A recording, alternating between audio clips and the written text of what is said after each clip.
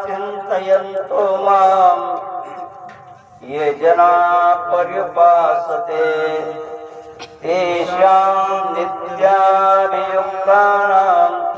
योगक्षेमं वहाम्यहम्। ब्रह्मानन्दं परमसुखदं केवलं ज्ञानमूर्तिं द्वन्द्वातीतं गगनसदृशं तत्त्वमस्यादिलक्ष्यम् एकं नित्यं विमलं अचलं सर्वविश्वासिभूतं भावातीतं त्रिगुणरहितं सद्गुरुं तं नमामि। गोपाल कृष्ण भगवान की जय। परब्रह्म परमात्मा भगवान जगदीश चराचरात्मक व्याप्त चैतन्य शक्ति भक्तवत्सल दीन दयाल करुणा निदान अकारण अनश्री पंढरीश पांडुरंग परमात्मा मुक्त कैवल्य तेजोनिधी माऊली महावैष्णव ज्ञानोबाराया जगद्गुरु तुकाराम महाराज समर्थ सद्गुरु श्री गजानन महाराज संत श्री भास्कर महाराज गौरी शंकर महाराज गुरुवर्य वासुदेवजी महाराज आदि शक्ति मुक्ताबाई संत श्री सखाराम महाराज सद्गुरु श्रीराम महाराज गुरुवर्य भोजने महाराज गुरुवर्य पाटकर महाराज गुरुवर्य पवार महाराज आदि सकल संत महंत तसेच भगवंताच्या चरणी नतमस्तक होऊन श्री क्षेत्र राजवंदा ते क्षेत्र पंढरपूर पायी दिंडी 16 हरिभक्त परायण परमादरणीय परम पूजनीय गुरुजी कराळे गुरुजी सकल वारकरी मायबाप हरिभक्त परायण गुरुवर्य मोरजी महाराज मोतीरामजी महाराज उद्धव महाराज नानोटी महाराज नीलकंठ बाबा सर्व कार्यकर्ता मंडळी मायबाप परब्रह्म परमात्मा भगवान जगदीशाच्या असीम कृपेने तथा सकल संत मायबाप यांच्या कृपा आशीर्वादाने श्री करुणेश्वर भगवान कृपा आशीर्वादित श्री क्षेत्र राजवंदा ते पंढरपूर पायी दिंडी 16 आणि आजचा मुक्काम सोनेगाव खळीफाटा येथील आमचे परम आदरणीय हरिभक्त परायण शेषरावजी सूर्यवंशी यांच्या या सुंदर अशा रमणीय मळ्यामध्ये अशा वातावरणामध्ये दुपारचा मुक्काम वारकरी संप्रदायाच्या नुसार ज्याची खावी पोळी त्याची वाजवावी टाळी या न्यायाप्रमाणे ज्या भगवंताच्या भेटी करता आपण जात आहोत त्या भगवंताचं नामस्मरण अनन्य भावाने करावं यासाठी तुम्हा मायबापाच्या भगवंताच्या संताच्या सेवेकरता निवडलेला जो श्लोक आहे तो श्लोक 9व्या अध्यायातील 22वा श्लोक प्रस्तुत श्लोकामधून भगवान श्री कृष्ण अर्जुनाला उपदेश करतात जो मला अनन्य भावाने शरण जातो जो माझं अनन्य भावाने चिंतन करतो काय त्याचा योगक्षेम मी चालवितो अर्थात त्याच्या जीवनात आलेले संकट मी निवारण करतो असा साधा सोपा सरळ अर्थ आहे। काय उपदेश करतात शास्त्र असं सांगते कोणालाही उपदेश करू नाही उपदेशोई मूर्खन प्रकोपायन शांते पयपानं भुजंगानां केवलं विषवर्धनम् मूर्ख माणसाला उपदेश करू नये. सापाला कितीही दूध पाजा तो डंख मारल्याशिवाय राहणार नाही, त्याचा स्वभाव आहे. एक महात्मा नदीवर आंघोळीला गेला, आंघोळ करून राहिला, पण सूर्याला अर्धे देत असताना पाहिलं की विंचू वाहत येत आहे. त्याला वाचवण्यासाठी त्यानं मस्त आंजोळीमध्ये त्याला घेतलं, काठावर नेऊ लागला. जसं त्या आंजोळीतलं पाणी संपलं, विंचवानं डोळे उघडले. कोण महात्मा आपल्याला वाचवून राहिला, त्याने नमस्कार करा, त्याला डंख मारला होता. हातावरचा पुन्हा खाली पडला. त्या महात्म्याने पुन्हा उचललं, पुन्हा काठावर येऊ लागला. आता पाणी संपलं की तो त्याला नमस्कार करे. नमस्कार करे म्हणजे डंका द्यायचा. आता विंचवाचा डंका म्हटला की भांगला चालू झाला. भांगलाच केल्याला जाऊ दे. एक शेठजी समोर उभा होता काठावर. अरे ओ महात्मा, ओ कळतंय का तुम्हाला? तुम्हाला त्याने 3 वेळा दंशित मारला, येऊ दे त्याला. कळतंय की नाही? तेव्हा महात्मा म्हणाले, ऐका, छोटासा जीव आहे, 2-4 ग्रामचा. किती ग्रामचा? शेटाक भरतो नाही, सणावरती शेटाक नाही, 10 ग्रामचा जीव असतो. एवढा छोटासा जीव त्याचा धर्म सोडत नाही, तर मी महात्मा, मी माझा धर्म का सोडाव? कारण माझा धर्म आहे जीवाचं कल्याण करणे, जीवाला वाचवणे. हे जरी खरं असलं तरी माणसाला सगळ्यांना उपदेश करू नये, कोणाला मूर्ख माणसाला उपदेश करू नये. आणि मग कोणाला करा? जो श्रद्धावान आहे, जो जिज्ञासू आहे, त्याला उपदेश करा. अर्जुना का उपदेश केला? कारण अर्जुन या शब्दाचा आहे अ म्हणजे नाही, रुजुता म्हणजे वाकलेपणा. ज्याच्यामध्ये वाकलेपणा नाही, ज्याच्यामध्ये काय मत्सर नाही, द्वेष नाही, अशा महात्म्याला अर्जुनाला भगवंत उपदेश करतात. अरे जो माझं अनन्य भावाने चिंतन करतो तो माझ्या स्वरूपाला प्राप्त होतो आणि मी त्याचा योगक्षेम चालवतो, माझ्या स्वरूपाला प्राप्त होतो. मला सांगा, घरात घर कोणाचं? म्हणा भिंगुरटीचं. घरात घर भिंगुरटीचं. आणि ती भिंगुरटी ही आधीच्या घरामध्ये अळी आणून ठेवते, अळी. आणि येता जाता गुंगुंग करत तिला टोचण्या मारते. आता मला सांगा, अळी फक्त मांसाचा गोळा असते आणि याचा डंख मारला की परिणाम असा होतो, अंगार होते. ती रात्रंदिवस चिंतन करते, भिंगुरटी येईल का, मला दंश मारेल का, भिंगुरटी येईल का, मला काटा टोचेल का. परिणाम होतो काय? काय परिणाम? भिंगुरटीच्या ध्याये भिंगुरटीच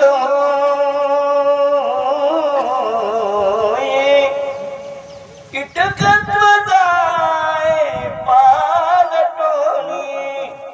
तुका म्हणे अरी सारी भिंगुरटी सगळी एक छोटासा जीव चिंतन करता करता जर भगवत त्या भिंगुरटीचा म्हणजे भिंगुरटी होऊन जातो, त्या न्यायाप्रमाणे एक न भगवंताचं चिंतन केलं तर नारायण होणार नाही का? तो होतेच, फक्त एक आहे. त्या चिंतनामध्ये केवळ भगवंत आणि भगवंत असावा, अनन्य भाव असावा, अनन्य चिंतन असावं. आणि असा जो चिंतन करतो त्याच्या जीवनातले सगळे संकट मी सॉल्व्ह करतो. ऐका, एवढी वाणी पवित्र होते भगवंताचं नामस्मरण करताना, भगवंताचं चिंतन करताना. काशीचं तीर्थक्षेत्र आहे आणि मेल्यानंतर त्या काळात त्या एरियातले लोक अग्नी देत नाही, काय त्या देहाला विसर्जित करतात गंगेमध्ये. एक छोटासा 5 वर्षाचा मुलगा पाण्यामध्ये अर्पण केला आणि तो वाहत वाहत वाहत वाहत काठावर आला. सुंदर मुलगा आहे आणि सुंदर मुलगा पूर्ण शरीर खोपलेला आहे, अंगामध्ये पाणी गेलेलं आहे. लोकांनी बाहेर काढलं. अरे अरे कितना छोटा बच्चा आहे, किती सुंदर आहे. आणि तो सुंदर मुलगा मेला. लोक हळहळ करू लागले. पण तिथं कबीर महाराज आले आणि कबीर महाराज म्हणतात, अरे उठ बेटा, तेरी क्या ये उम्र है, तेरी उम्र है क्या मरने की, उठ. आता उठ म्हटल्या बरोबर की महाराज मुलगा उठला. काय भर भर भर भर भर पोटातलं सगळं पाणी वांतीच्या माध्यमातून बाहेर टाकलं. तो जिवंत झाला. मेलेला टम फुगलेला. कशाचा परिणाम? काय नव्हे केले, काय नव्हे केले, एकाच गीता विठ्ठले, एकाच गीता विठ्ठले. केवळ भगवंताचं चिंतन करता करता वाणीमध्ये एवढी तेज आहे.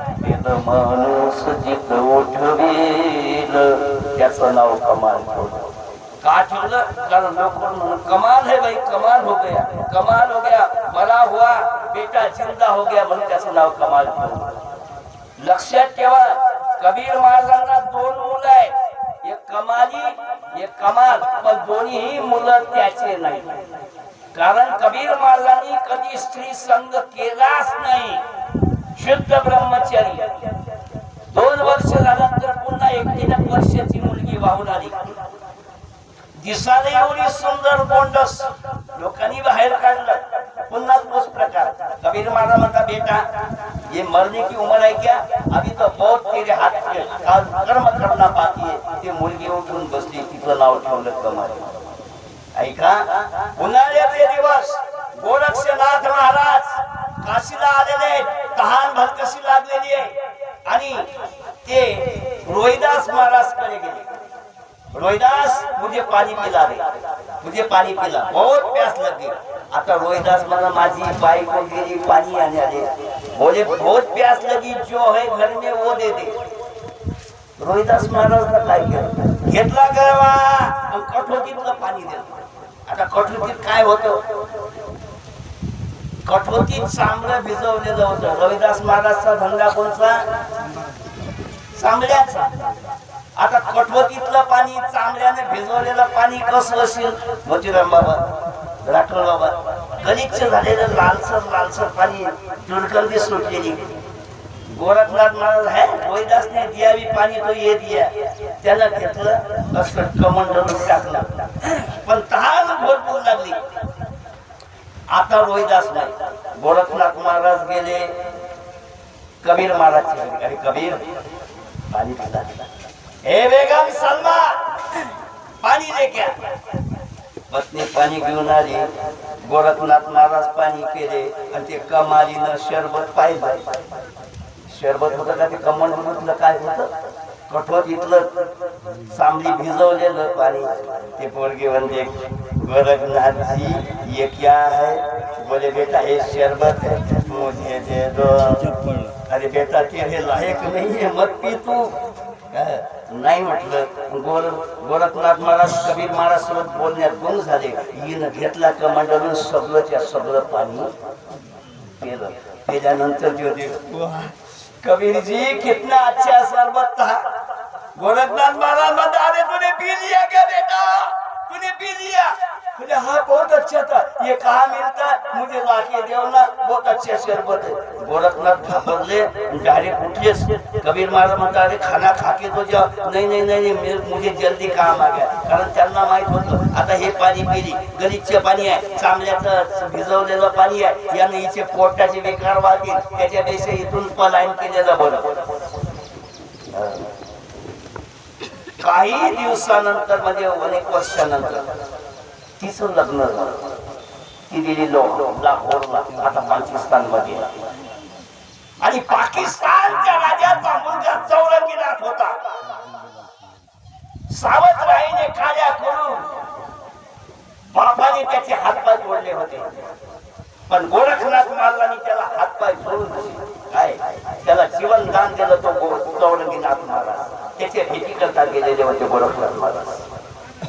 आणि भूक लागली, रस्त्याने फिरून आले लाहोर मध्ये. कोई मुझे रोटी दो मैं उन्हें ब्रह्म दिखाऊंगा, कोई मुझे रोटी दो मैं उन्हें ब्रह्म दिखाऊंगा. पण परिस्थिती अशी आहे, कोणाला देव पाहिजे सुख. मरीमायची शपथ घेऊन सदा सुख पाहिजे. अरे सुख म्हणजे देव आहे, देव नाही पाहिजे. देव न लागे, देव न लागे, साठवणीचे हृदय जागे. काही देव नकोय कोणाला, पण आवाज ऐकला कमालीनं, कारण तिथून लग्न झालं होतं तिथं. कमालीनं पतीला म्हटलं, हे जी उस महात्मा को बुला के लाओ, उनको खाना खिलाएंगे. बोलवलं महाराज. गोरखनाथ महाराज जेवण करतात. जेवण झाल्यानंतर कमाली विचारते, पहचाना क्या? बोले नहीं बेटा, आपने पहचाना नहीं? वो कबीर महाराज की बेटी कमाली, वो शरबत तुमने मुझे दिया था. अरे बेटा तू है क्या कमाली, कितनी बड़ी हो गई, इधर कैसे क्या आ गई? मुझे मेरी शादी हो गई, या मुझे ब्याह गया. क्या ब्याही गई मैं, म्हणजे माझं लग्न झालं. वाह वाह बेटा, कैसे क्या हो गया? अच्छा है, जब से वो शरबत पिया मुझे त्रिकाल ज्ञान हो गया. क्या हो गया? क्या हो गया? मी एखाद्या बायला जर मुलगा मुलगी होत असेल तर नुसता पाणी जरी गेलं तर त्याला मुलगा होते. 12 महिने तिथं काय होणार आहे मला आज माहित करते, कारण तो शरबतचा परिणाम आहे. गोरखनाथ महाराज बोले शरबत मध्ये बेटा वो शरबत, अरे ऐसी टेस्ट आज तक नहीं देखी थी. गोरखनाथ महाराज, अच्छा है बेटा. जो गोरखनाथ महाराज पळाले तर डायरेक्ट रोहिदासच्याच घरी. अरे रोहिदास वो शरबत मुझे दे दे. रोहिदास महाराज म्हणतात, जिसके पास जाना था उसके पास चला गया. अरे गोरख तेरे नसीब में नहीं था वो शरबत था, तू तो वो कटौती का पानी समझा. वो शरबत था, वो अमृत था, वो विकार ज्ञान प्राप्त करने वाला था. कशामुळे? गोरखनाथ महाराज म्हणतात, कशामुळे एवढी मोठी? अरे मी तपश्चर्या केली, मी योगी आहे, मी ध्यान समाधी लावू शकतो, मी कुठेही जाऊ शकतो. कारण योग्यामध्ये तेवढी पावर असते महाराज. तो योगी आज इथं आहे तर बिलकुल एका क्षणात दुसरीकडे जाऊ शकतो, एवढी पावर योग्यामध्ये आहे. तू योग नाही केला, काही नाही, संसारी माणूस तू काय केलं? तेव्हा महाराज म्हणतात, अनन्या सिंदयंतो माम ये जना पर्युपासते ते श्याम नित्याभियुक्तानां योगक्षेम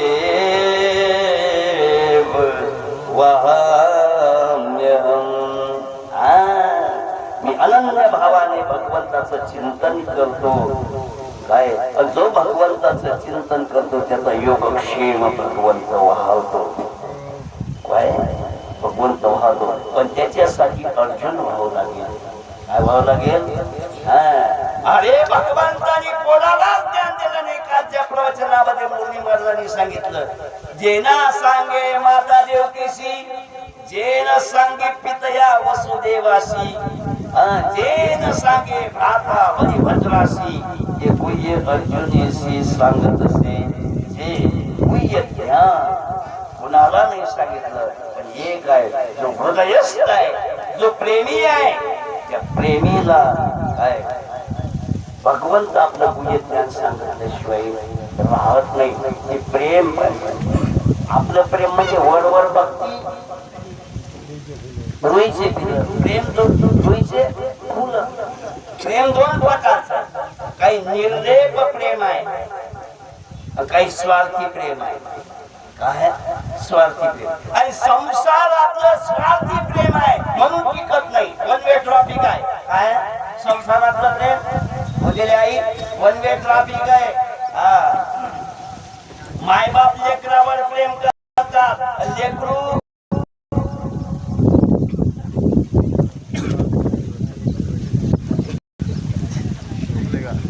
हयत लागली दोघ्या राक्षसा पडल्या त्या बाब्यानं बीबी घरात आणली बीबीनं बिबा बाहेरच्या घेत नाही बाहेर जेवण करत नाही बाहेरचं पाणी म्हणजे कमसे भाजीचं पाणी करत पाणी त्यात चिकट नाही मीठ नाही कोणी गेली भाजी म्हणजे त्या बायकोला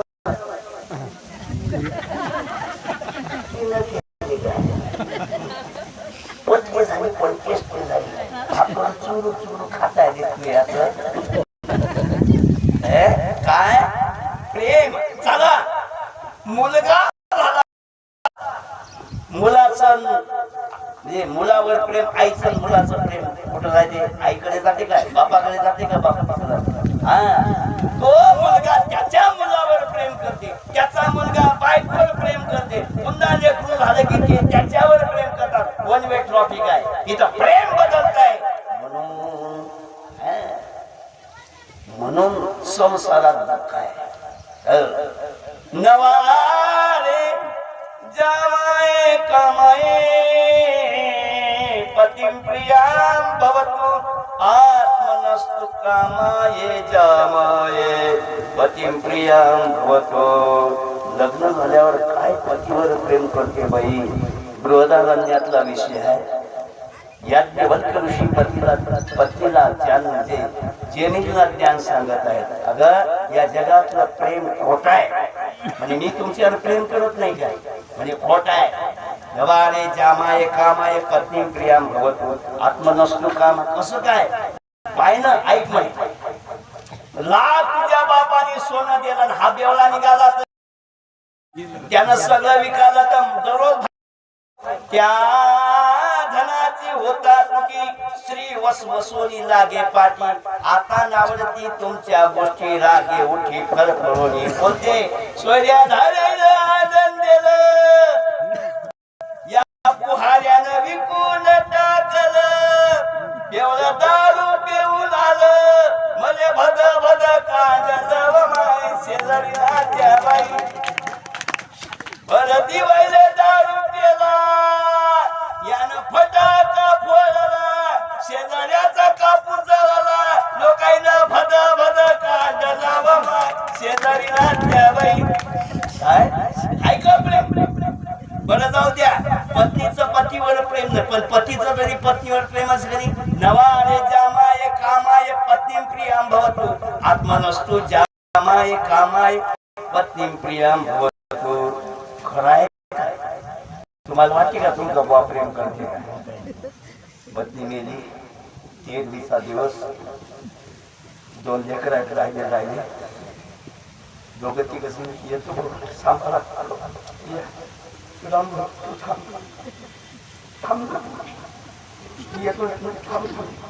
सगळे पाणी तिनं नको मरेले पाहिजे मी मर्यादा पाहिजे होतं तिचे माय बी होत आहे ते बाप होत आहे ते मी बाप सोडला पण मला माय होत आहे ते पाहिजे खाली मला नाही पाहिजे लेकराचे माय पाय माय अरे तेरवी तर होऊ द्या नवारे जामाये कामाये पुत्रं प्रियां भवतु आत्मनस्तु जामाये कामाये पुत्रं प्रियां भवतु आपण किती जीवापार प्रेम करतो लेकरावर पुत्रासाठी अरे हालाचे काळ रक्ताचे पाणी करतो स्वतःच्या पोटाने पाणी पालू बांधतो आपण स्वतः पोटाने खाते पण लेकराले मोठं करण्यासाठी किती प्रयत्न करतो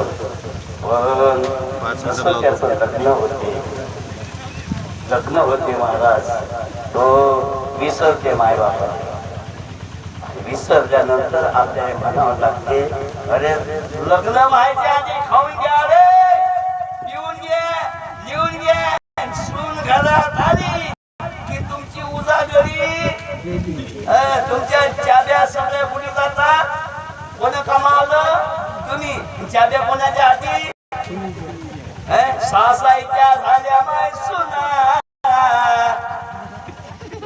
काय परिस्थिती आहे एकानं 4 पाहिजे गहू दे आगाऊ पण सुनीनं सांगितलं माय माय माय माय माय माय मामाजीनं तर काय केलं म्हणजे कट्ट दिलं पोरानं कच्चे पीस धरली ना कसं दिलं म्हणजे 4-5 दिल्या बा म्हणे माय काय मामाजी किती बोलतात कुठं बोलता तुम्ही 4 एक पोत दिलं ना कमल केलात माझी देवने मारू नको रे त्या बापानं पोटानं खाल्लं नाही रे त्यासाठी 2-4 एकर वावर कमावलं काय अरे रस्त्याचा खिला सोडला नाही रे यानं कोणाचं सिमेंट चोर कोणाचं गिट्टी चोर अकोले टाकू टाकू टाकू टाकू पाणी दिलं रे शेताले आणि तू मारत आगाऊपणा करू नये म्हातारपणी कारण आपला मुलगा आपल्यावर प्रेम करणार नाही नाही नाही कारण पत्नी आली की 50% झालं तिला सांभाळीन की तुम्हाला सांभाळीन म्हणून आतापासून सुधरून घ्या ना पंढरपूरच्या बारीनं काऊन तिकडे मर मर मर गुलासारखी चिटकून बसले तो गोल आणि चिटकून बसलेला माकडा काळ्याने गेलो तो मुडकत मुडके पण फुल नाही सोडलं हे तसे तुम्ही उद्या येऊ परवा येऊ उद्या लोकांच्या खाद्यावर जाता पण जात नाही आणि मग माझे पत्नी मध्ये आता तुम्ही पंढरपुराले चालले काय माय बाई जीवनभर जाऊ दिलं नाही मारे धौसा दिल्या धौसा दिला ना आता पंढरपुराले जाणार म्हणजे काय अवस्था आहे अरे होई बाजागा होई बाजागा होई बाजागा होई बाजागा वाऊगा का निजलसी वाऊगा का निजलसी होई बाजागा होई बाजागा होई बाजागा होई बाजागा रे का जागे बघणारे अरे आयुष्य जात आहे पहा काल जपत श्रीमान स्वैताचा गोलोबा ध्यानी राहा श्रीच्या सावध भारी या इकडे कोणी कोणाचं नाही कोरोनात माहीत पडलं बायको ताटाले काय बाते काही अनशी नव्हते खाई रे बोली टाकायची असली तर कुठल्या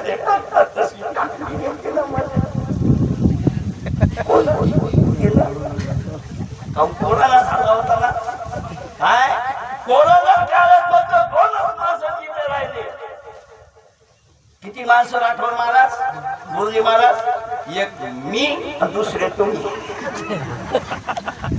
तुम्ही जिथे राहिले म्हणून अनन्य भावाने शरण जा अनन्याश्चिंतेन तुमां ये जना परिपासते तेषां नित्याभियुक्तानां योगक्षेमं वहाम्यहम् अनन्य भावाने शरण जा चला काय ते प्रेम भगवंतावर असावं काय अजून सांगतो नवारे जामाय कामाय धनम प्रियाम भवतो आत्मनस्तु कामाय धनम प्रियाम भवतो धनावर खूप विश्वास आहे धन महाराज कवडी कवडी माया थोडी धन देत नाही पण जर चोर आला तुमच्या शाताळ्यावर बसला तर काय करसान हे चाबी घे पण गोपाल कृष्ण भगवान की जय चाबी घे पण मला मारू नको याचा अर्थ प्रेम कोणावर आहे कशाला आहे प्रेम देहावर मग देहावर प्रेम आहे तर लोक आत्महत्या करतात की नाही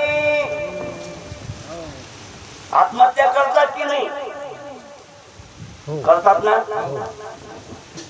एकानं आत्महत्या केली एंडोसल्फान घेतलं पण सीता राहिला त्याने वाचवलं मी गेलो भेटायला घरी आणि घेतली होती म्हणे मरण्यासाठी याला मरण मेला पण नाही जैन वाचवलं म्हणजे काही जैन वाचवलं त्याची शिव्या देत होता मग एक हे अर्धा कर्जाने ते घेऊन टाक आता घेत नाही आता नाही म्हटलं जाऊन रे म्हणे मला जरापेक्षा डॉक्टरचीच तकलीफ जास्त आहे म्हणजे कशी काय म्हणजे जगी जागा भेटली तरी नरी खोच करून राहिला देहावर जर प्रेम आहे तर आत्महत्या करतात की नाही पण हे काय देहावर नाही देशासाठी लढले ते अमर हुतात्मे झाले छत्रपती शिवाजी महाराज साठी किती लोकांनी आहुत्या दिल्या जेव्हा स्वराज्य निर्माण झालं ऐकानी तस देवावर प्रेम नाही मग प्रेम आहे कोणावर प्रेम फक्त आत्म्यावर आहे कारण त्याने आपल्याला काहीही न पाहता सगळं दान दिलं. आत्मा सकलाचा श्रीहरी तो हा उभा पंढरपुरी. तो भगवंत अरे कसाही असो, दारिद्र्य दुःखी द्वैतानाम माया पिशाची मर्दिकानाम संसार शिंदो पापितानाम क्षेमायम भागवत प्रगत्यते. भागवत म्हणते कशीही असा त्याच्या चरणी लागला. हो खदन दया रे सुतमुनी जा रे दवंदी पीठी भार चोखा मेला तारी वाजवावी गुणी मुबारावी वाजती चालावी पंढरीचे. आपण सर्व भाग्यवान तर अनंत जन्माचं पुण्य असल्याशिवाय मुखामध्ये भगवंताचं नाव येत नाही. पण तुम्ही वारीत आले याचा अर्थ तुमचं अनंत जन्मीचं पुण्य फळाला आलं. पुण्य फळले बहुता दिवसा भाग्य उदयाचा कसा झालो सन्मुख तो कैसा संत चरणा पावन तुम्ही आले. आता एक विनंती आहे, तुम्ही चालूनच राहिले पण चालत असताना अंतःकरणापासून प्रेम पूर्ण भगवंताचं नामस्मरण भगवंताचं चिंतन करा. टेन्शन घेऊ नका, चिंता नका करू, चिंतन करा. तुमच्या घरचं सगळं भगवंत पाहणार आहे. माझा अनुभव आहे, माझं पहिला कीर्तन चालू पण आमचे 2 लेकरं त्याची माय झोपली पण सगळं ती हे लावलं होतं काय तर त्याने मच्छरदाणी लाईन जायला होती. शेजारी बाबा येऊन बसला, त्यानं वेटवरी करून लाईन आली, ते लाट दिसला म्हणून तिनं ते मच्छरदाणी काढली, बटन लावलं. जसं बटन दाबलं लाईट लागल्याबरोबर तो घाबरला. कोण? सुपायवाला होता तो बाबा. उंच काला शार बाबा हुसकरी. आता तो जायला पाहिजे याच्यात कशा साखरीमध्ये पण ती गुंडाळलेली होती ना. आता त्याने मच्छरदाणी शेवटी मुलगा जागी केला, त्यानं दुसऱ्याला बोलवून आणलं. तो कोणता अर्धा घंटा जीवात जीव नव्हता. समोरच्यानं पकडलं तर असा घडा होता. तोने हा पाणी मागू देत नव्हता. कोणा वाचवलं? त्याला जाता येत नव्हतं.